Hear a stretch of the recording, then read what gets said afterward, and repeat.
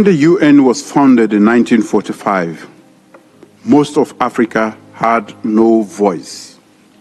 Today, Africa remains the only continent without permanent representation, despite African issues dominating the Council's agenda. This exclusion, a relic of bygone era, is a profound injustice. Decisions about Africa must no longer be taken without Africa. 80 years after the establishment of the United Nations, the Security Council still operates under a structure that excludes Africa. This not only undermines the Council's credibility, but also challenges the universality of the UN as a whole. Today, therefore, I must restate Africa's clear and legitimate demand. To the permanent members, I reiterate that recognition should be accompanied by a genuine political willingness to take action. To member states involved in the intergovernmental negotiations, let us use the structured dialogue to build consensus on outcomes rather than recycle entrenched positions. To the wider United Nations membership, as the UN marks its 80th anniversary, let us not allow another milestone to pass with words alone. The Pact for the Future gives us the mandate.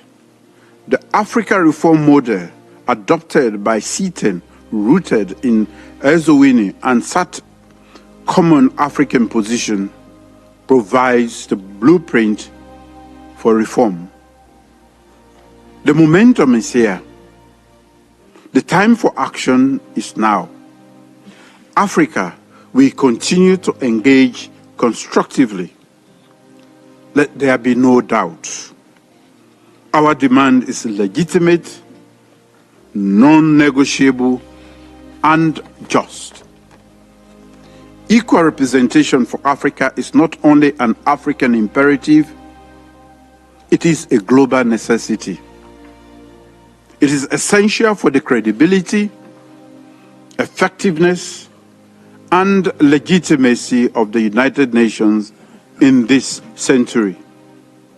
As we commemorate 20 years of Eswatini and SAT, let history record that Africa stood together, firm and resolute, to reclaim its rightful place. Let this generation of leaders be remembered for correcting an injustice that has been endured for far too long, and for ensuring that the Security Council reflects the current state of the world rather than how it was in 1945. Thank you for your attention. And I invite Her Excellency Netumbo Nandi Daiwa, President of Namibia.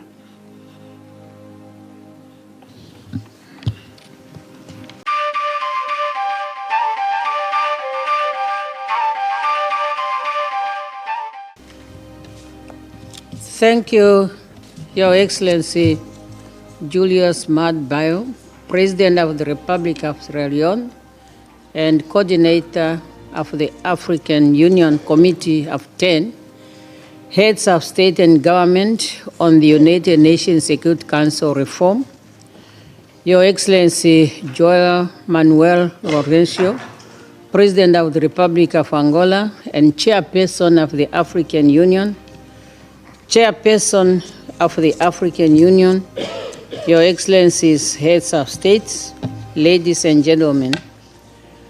20 years ago, African leaders have agreed and adopted the African Common Position on the reform of the UN Security Council thus become a roadmap, well-known document as Wiener Consensus and the Ceres Declaration. Subsequently, a committee of 10 heads of state and government of the AU was set up to spearhead the African common position. Today, we are here to reflect on the work we have started 20 years ago. Those pivotal documents, born from our collective desire and unwavering commitment to Africa's progress and unity, have played an instrumental role in further shaping our continent's vision to being a dynamic force in the global arena. Your Excellencies, the 8th anniversary of the United Nations is an opportune time for us to reflect on the values and the principles upon which this organization is grounded. Our repeated call for a united nation that is fit for purpose, representatives, and reflects of a present-day reality has become imperative. Africa deserves permanency at all global decision forums, especially those seized with making decisions related to the maintenance of international peace and security. For 2 decades, the common African position has gained traction with broader support from many interested groups. This is our reminder that our quest to redress historical injustice and advance equality for a more inclusive and representative Security Council is just and commonly shared. Allow me to acknowledge with gratitude the immense support from all interested groups for the Common Africa position, which culminated in the recognition of Africa as a priority and a special case in the reform process, as reflected in the outcome document of relevant United Nations process, including the PEC for the future. While the reform process continues, Africa should be proud to have sustained a unified voice within the intergovernmental negotiation since the inception of this process. As we prepare to submit the Africa model on UN reform, we call on the 5 permanent members of the UN Security Council to lend their support to us, to stand on the right side of history, and to ensure justice for future generations. Africa is not asking for handouts. We are demanding our rightful place in a council that is tasked with the maintenance of international peace and security, a matter that greatly concerns us, our children, and our children's children. Chairperson, as I conclude, I wish to state that 2025 also marks the 30th anniversary of the Beijing Conference on Women and the 25th anniversary of the UN Security Council Resolution 1325 on women, peace, and security. Therefore, as Africa strives for equal representation in the world's premier peace and security body, we must also ensure that African women and women from other parts of the world are equally participating in important peace and security decision-making platform at the national, sub-regional, continental, and international level. I will not end without thanking Your Excellency, President of the Republic of Sierra Leone, for the great leadership you have provided to the C10 as a coordinator over the years. Your leadership is highly commendable and is bearing fruits for Africa. I thank you.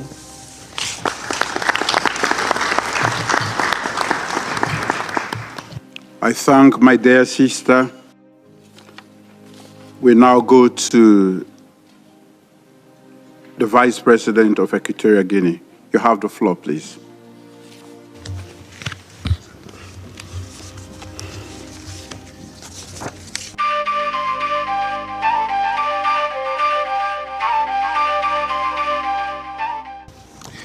Muchas gracias. Thank you very much, Mr. Chairman. Mr. Chairman, I take the floor on behalf and in representation of His Excellency Obiang Sogo, President of the Equatorial Guinea, to express our acknowledgement of your in your position as the coordinator of the C10, your leadership, your strong commitment defending the common African position within the reforms of the Security Council. Would like to thank you for the initiative of gathering this summit during the high-level General Assembly week. Today we celebrate the 20th anniversary of the Sirte Declaration and of the Eswatini Council, two historical instruments that shaped the common African position on the reform of the Security Council.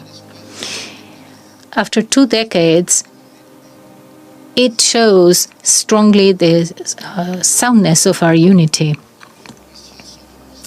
and the fairness of our demands in the global agenda. While it is true that throughout these 20 years, the African position is well known,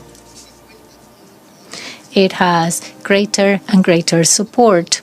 We mustn't forget that while we're celebrating the 80th anniversary of the UN, the historic injustice against Africa persists. It is important to point that out because while we reiterate the values defended in the Charter of the UN, the African continent, with its geopolitical importance, its population, and contributions to peace and security, continue to be excluded from permanent membership in the Security Council. So it is not well represented as a non-permanent member.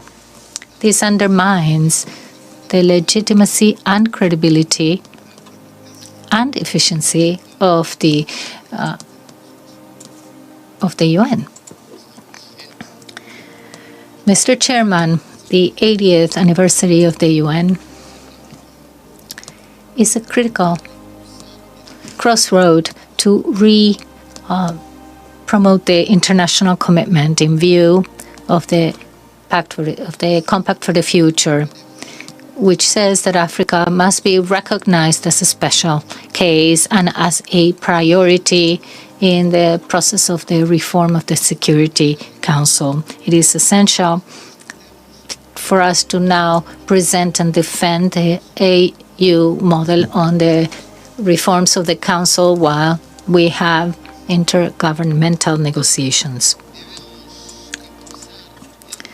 We must promote this reform process. It is necessary. We don't need to reiterate our position.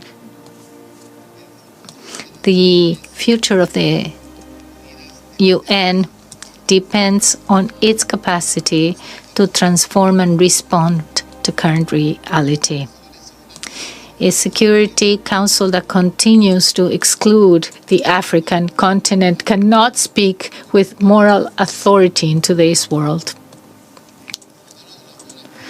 The African Union's model on the Security Council reform is the only model that guarantees equity, corrects the exclusion, strengthens the legitimacy of the Security Council. Just to conclude, I would like to briefly point out that if we continue, if the reform continues on these endless debates about whether Africa deserves or not its place as a permanent member on adequate and an inadequate representation as non-permanent, then the process runs the risk of losing its credibility and purpose. How many more declarations, pacts, results must we have repeating what we've known for so long? Africans' exclusion constitutes an injustice. Before taking concrete steps, how many more intergovernmental negotiations must we have? We cannot reach 100 years of these organizations and celebrate that if this injustice persists. Our voice must be high and clear.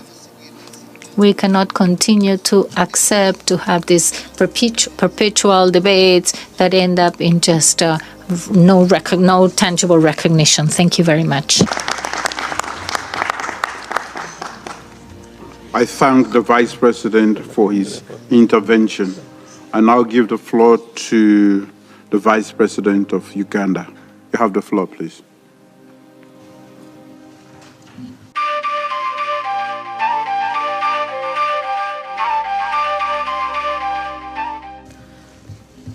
Your Excellency Manuel Lorenzo, President of Angola and Chair of the African Union, Your Excellency Mada Bio, President of Sierra Leone and Coordinator of the C10 and also Chair of this session, Excellencies, Heads of State and Government, the Chairperson of the African Union, distinguished delegates, ladies and gentlemen.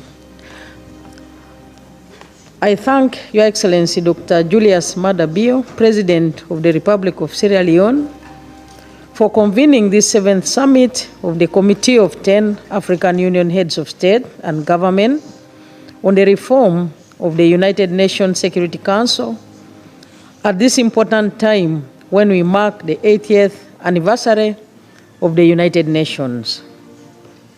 I also express deep appreciation to Your Excellency Maada Bio as the coordinator of the C10 and the entire leadership of the government of the Republic of Sierra Leone for the unwavering commitment to advancing the common African position on the reform of the United Nations Security Council since its adoption in 2005 and for keeping Africa solidly united.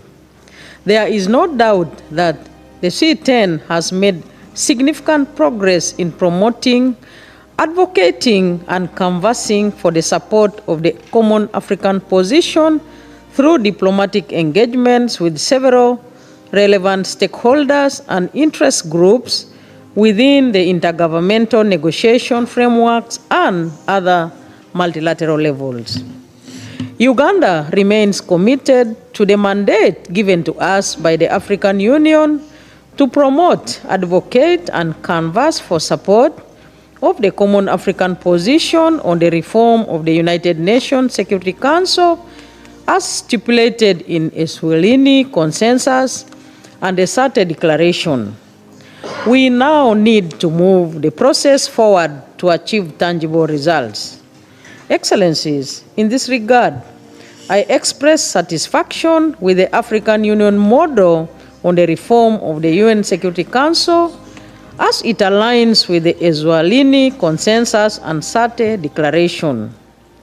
Africa must be represented in the UN Security Council by not less than 2 permanent seats with equal prerogatives and privileges of the permanent membership and 2 more permanent seats in the non-permanent category. The time is now for the genuine demonstration of the political will by the 5 permanent members on the UN Security Council to consent to the full reform of the Council to make it more inclusive, just, equitable, transparent, responsive, and democratic. We reiterate our demand to rectify the historical injustices against Africa, which should not be perpetuated any longer, and for Africa to be prioritized as a special case for adequate representation on the UN Security Council. We need to step up building the Africa we want in accordance with the vision of the African Union: cohesive, secure, prosperous, united, and speaking with one voice on all aspects of the UN Security Council reform process, thus fostering the maintenance of international peace and security for global development. As I conclude, we remain steadfast in our demand for the immediate full reform of the UN Security Council and for Africa to be adequately represented in both permanent and non-permanent categories in line with the common African position. Any further postponement of the Council's reform process undermines Africa's interests, the maintenance of international peace and security, and global development. I thank you, Mr. Chairman.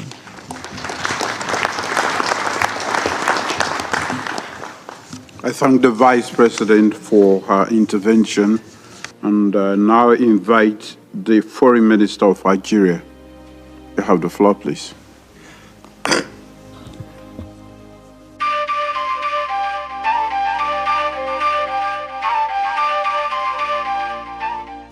Excellency President Julius Maada Bio, Coordinator of the C10, Excellency President João Lourenço, Chairperson of the African Union, Excellency the Chairperson of the African Union Commission, Ministers, Ambassadors, and distinguished delegates, as we mark the 20th anniversary of the Ezulwini Consensus and the Third Declaration, we stand together to take stock of 2 decades of tireless efforts by Africa to correct a long-standing historical injustice while reflecting on the path forward with a renewed determination and a clearer vision. Looking back at our collective journey, Algeria believes that our action has made a significant breakthrough in 3 aspects. First, Africa has succeeded in broadening the base of support for its common position. Today, our common position enjoys growing support among UN member states and interest groups. We take this as a token of recognition of both the legitimacy and the relevance of Africa's demands as articulated in the Ezulwini Consensus. Second, Africa has also succeeded in fostering a global understanding of the particularity of its case. The reason being, on one hand, that our position embodies the collective will of the 55 member states of the African Union, and on the other hand, that it aims first and foremost to correct the historical injustice inflicted upon our continent. Third, and perhaps more crucially and decisively, Africa has proven to the world that it is ready to contribute its fair share to the collective security system with commitment, resolution, and dedication. Through the A3 mechanism, Africa has demonstrated that it harbors no ambitions other than to make a selfless contribution to enable the Security Council to fully assume its responsibility for the maintenance of international peace and security. While these successes are significant, the road to fulfilling our mandate remains long and fraught with challenges. The collective security system is going through an ever-deepening crisis. Its main tool, the UN Security Council, is in a state of almost complete paralysis. And more concerns are being voiced regarding this situation, and more appeals are being made to overcome this stalemate and to prevent it from deteriorating further and getting out of control. In view of this situation, our commitments are twofold. At the internal level, we must safeguard the unity that has been our greatest strength and most valuable asset. We have all seen how this paid off with the African Union becoming a full member of the G20. We should therefore give due consideration to the compelling need to put our house in order by getting all African countries recommit and re-engage under the umbrella of the African Common Position. At the external level, our committees ought to remain fully engaged in the intergovernmental negotiations process, IGN. Our roadmap should include engagements with all stakeholders to build on the progress achieved so far, with the ultimate goal of garnering the widest possible understanding and support for Africa's legitimate aspirations and fair objectives. We are indeed duty-bound to remain faithful to our common position, because it is sound, because it is fair, and because it is fully responsive to our collective concerns and interests. This is, in our view, the only way forward to ensure that our collective voice paves the way toward promoting a healthier multilateral system grounded on the rules, principles, and ideals enshrined in the UN Charter. I thank you all.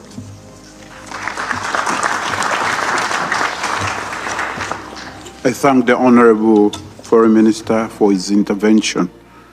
I now call on the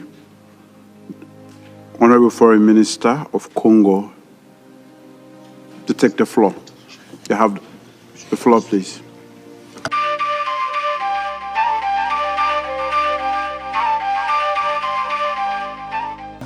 Merci, Excellent.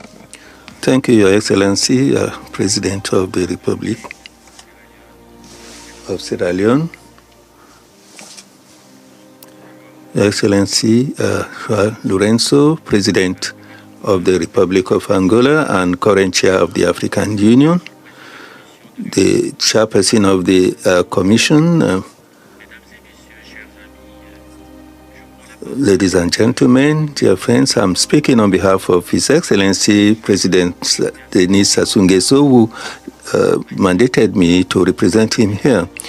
Before I go forth, I would like to commend your personal commitment in the untiring promotion of the interests of our continent. This commitment is further strengthened today through this meeting at a time when Africa is taking up resolutely the challenge of being involved in global governance so as to assume its full responsibility in the Committee of Nations. Increasingly, we are witnesses to changing geopolitical situations, and this has called on us to embark upon a reform of the Security Council. We can also bear witness of the fact that the Security Council has found it very difficult to resolve some crucial and urgent security issues in an equitable way. Hence, the question that will legitimately come to our minds is that of knowing whether a wider representation within that body would not lead to greater efficacy of its work. And it is our conviction that an expansion that takes into consideration the size and the role of Africa in this context, taking into consideration the representation of the continent in this body will be most adequate. We believe that 2025, which is also the 20th anniversary of the Eswelni Consensus, as well as the CERT Declaration, and also the anniversary of the United Nations, the establishment of the United Nations, all concur to require of to reconsider this situation and embark on the reform that we thought of during the Pact of the Future. It is necessary to reform the Security Council, and this has been more evident in the current geopolitical situation. And in this debate, Africa has always sought to promote greater dialogue, expanding it to different interest groups and stakeholders. And this is why we also have relations with the 5 permanent members. And we do hope that in the context of this celebration of the 20th anniversary, we will be able to re-energize the multilateralism, particularly for the benefit of Africa in this context where the greater part of issues dealt by the Security Council concern Africa. Thank you for your attention. Monsieur le Ministre. Thank you, Honorable Minister, for your statement. Call on the Foreign Minister of Zambia to take the floor.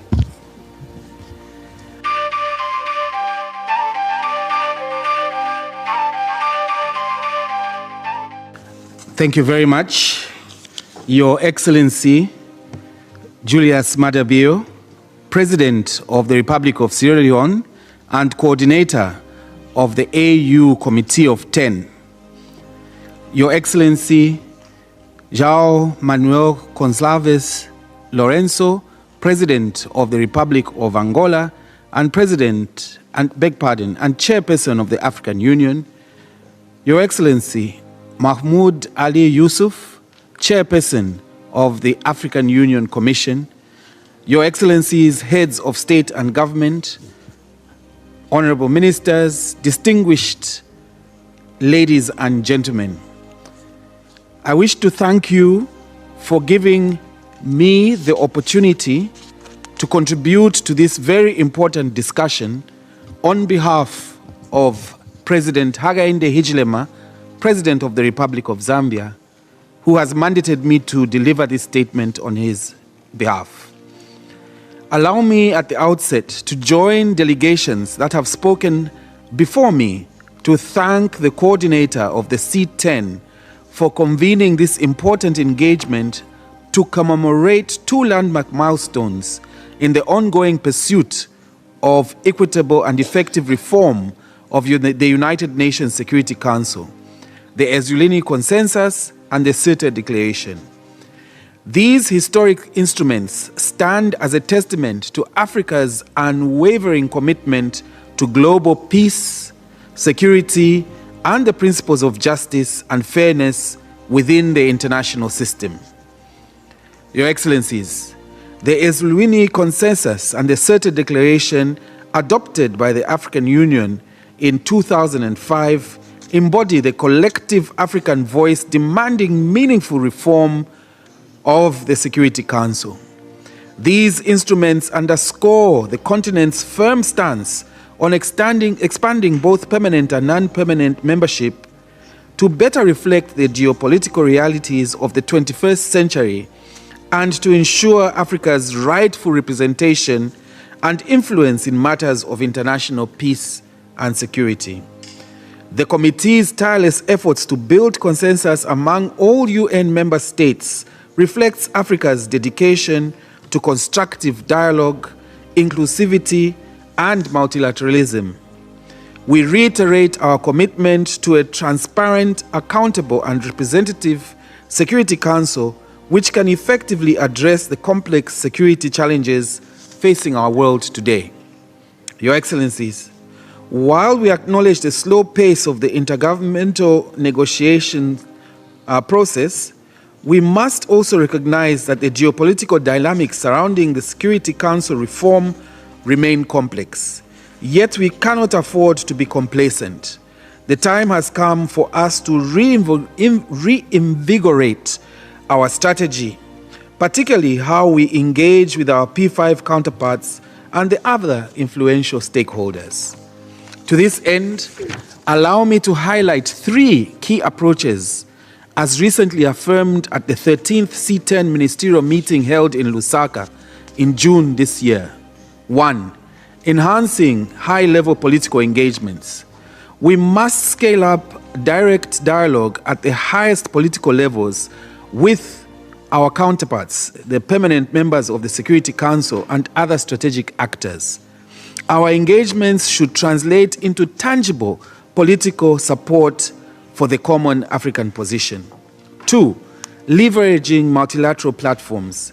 Africa must continue to use its collective influence in multilateral forums, including the African Union, the Non-Aligned Movement, and the G77 plus China, to build broad-based coalitions that support our call for a fairer and more representative council. 3. Strategic communication and diplomacy. It is imperative to recalibrate our diplomatic messaging. We must assert clearly and consistently that Africa's demand is not a favor, but a matter of historic justice, sovereign equality, and global legitimacy. Africa's 54 member states represent more than a quarter of the UN membership, yet remain without permanent representation. This status quo is neither tenable nor justifiable. Your Excellencies, as we commemorate this 20th anniversary, let us renew our unity of purpose and sense of urgency. The Ezuluni Consensus remains our guiding framework. Let us guard it jealously, promote it proactively, and implement it strategically. We owe it to the generations before us and the future of Africa to ensure that Africa is not just present at the table of global governance, but is a permanent, influential voice in shaping the decisions that affect our continent and the world at large. Your Excellencies, I thank you. No matter the challenge, no matter the obstacle, no matter the hour, we must and we will overcome. Because in a world of many choices, there is one choice we must never make, the choice to give up. We must never give up. That is my promise to you, for peace, for dignity, for justice, for humanity, for the world we know is possible when we work as one. I will never, ever give up.